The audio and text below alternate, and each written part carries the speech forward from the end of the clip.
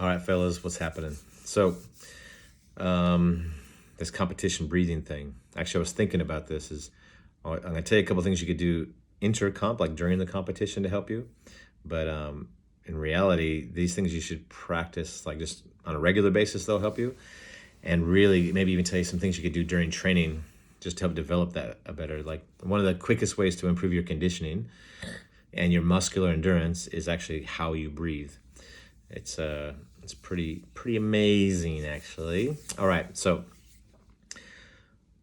when you're training, or sorry, when you're whether it's sparring or competing, but especially in comps when you're starting standing a lot, and we're not used to that too often, is two things that you got to recover quick between bouts: arms, like your grips, and your legs, right? And obviously your heart rate. The guy who can lower their heart rate the quickest will have the most energy, and so as the rounds go on and on, you'll have more and more power and energy at the end of the night than the other guy.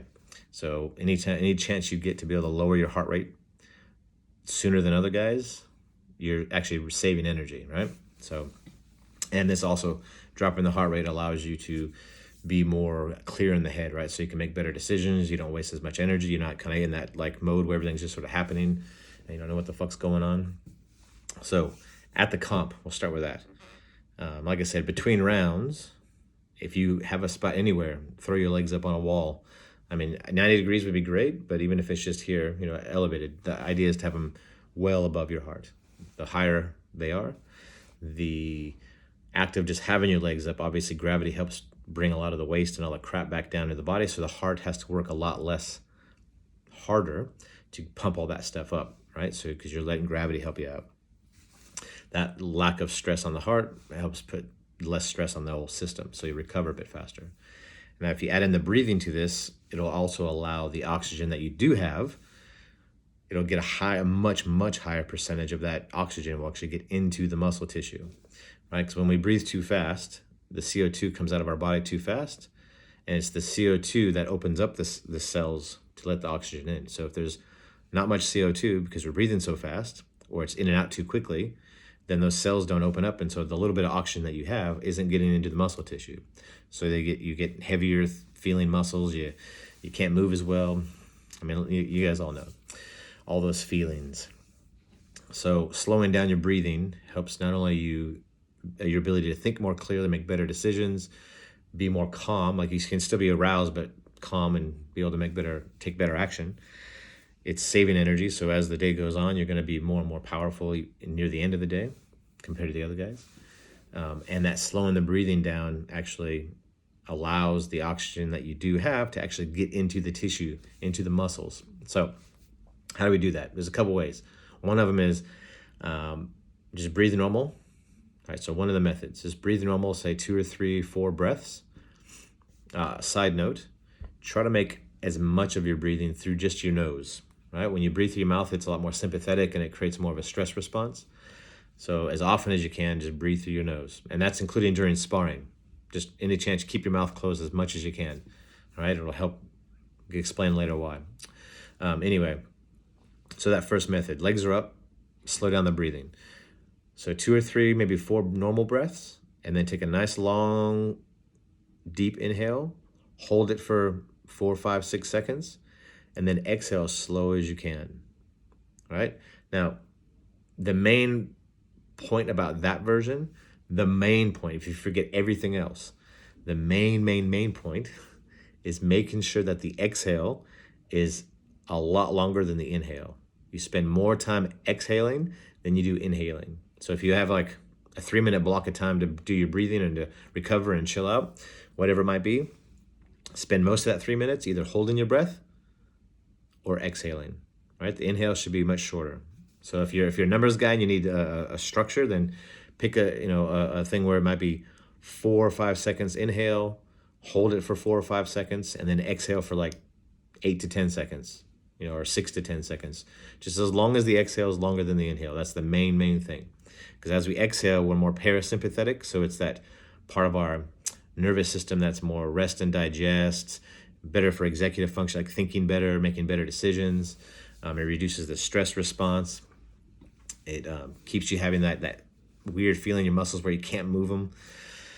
So we want to spend more time in that place, right? Not to be falling asleep and be too calm and relaxed because we need to keep so much stress, but you're only going to have a few minutes in between.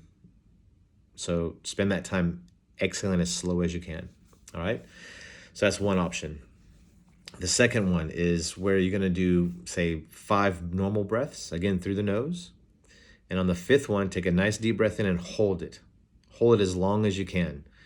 And when you first get that urge to breathe, try to relax through it. And then when maybe on the 2nd or 3rd time where you feel like, okay, I got to breathe, then just exhale, right? So don't exhale straight away. Just try to get through that a little bit, all right? Not so much where you're stressed out and you're like, you're about to pass out because you don't want to create more stress, right? You want to just get that first one and kind of just ride it a little bit and then exhale. Pardon me. So you can do 5 breaths.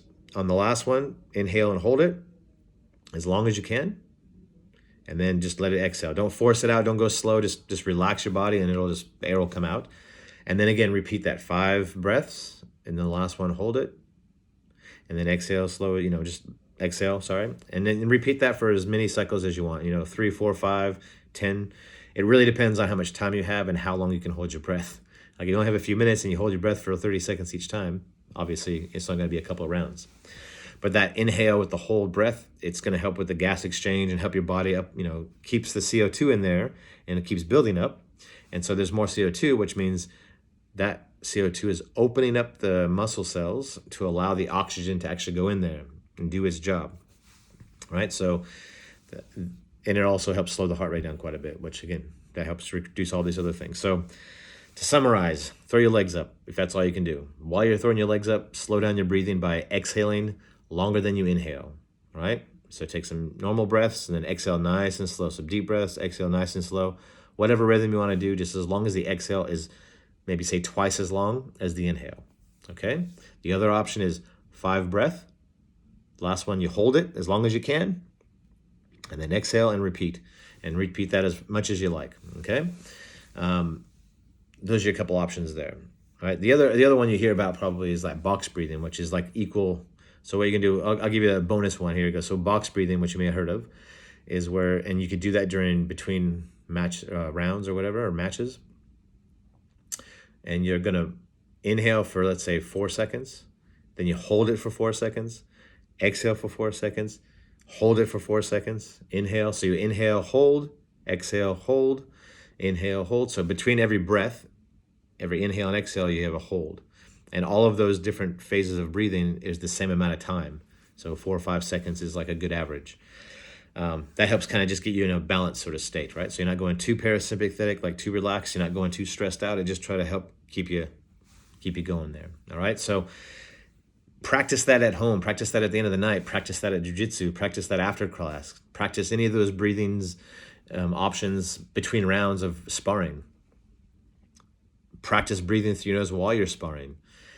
The more you practice this, the better you get. Right. Obviously, there's a lot of other stuff like you need to, get the mechanics right, like strengthen and, improve the mobility of your ribs and your thoracic spine, get all the respiratory muscles stronger. If you want to know more about that, I can show you some exercises to do with like bands and shit to get all that stuff stronger. It'll actually help a lot when someone's knee riding you as well. Yeah. So anyway, have a go. It makes a huge, huge difference, especially if you start getting into a few more rounds or you've had a pretty physical match. Like I said, how you breathe and the person who can control their breath actually is one of the quickest ways to improve your conditioning, right? Your fitness. All right. Well, if you have any questions, guys, let me know. I don't know if I was talking too fast or what's happening. I'm still sitting in fucking quarantine. Got a few more days to go. And anyway, later.